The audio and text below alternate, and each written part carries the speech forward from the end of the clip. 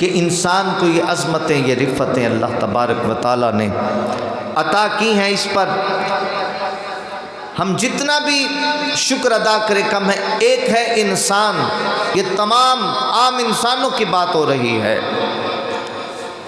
اور پھر جہاں تمام انسانوں کی انتہا ہوتی ہے وہاں سے ایک مرد مومن کی عظمت کی ابتدا ہوتی ہے۔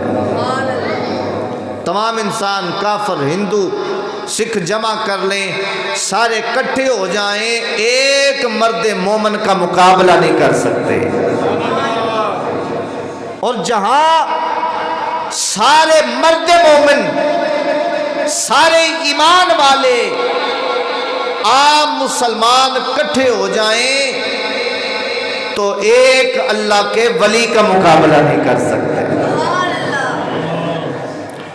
اور تمام اولیاء اکٹھے ہو جائیں، تمام صالحین اکٹھے ہو جائیں، تمام غوث کتب ابدال اکٹھے ہو جائیں تو ایک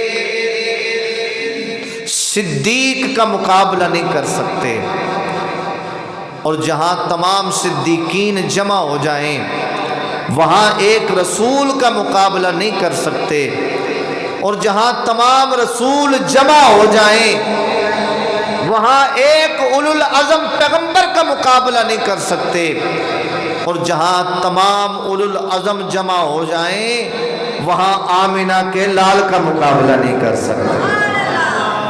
تو یہ ایک عام انسان کی شان یہ ہے، تو رب کے محبوب کا مقام کیا ہوگا؟ خلق سے اولیاء، اولیاء سے رسول، اور رسولوں سے اعلیٰ ہمارا نبی، اور رسولوں سے اعلیٰ ہمارا نبی۔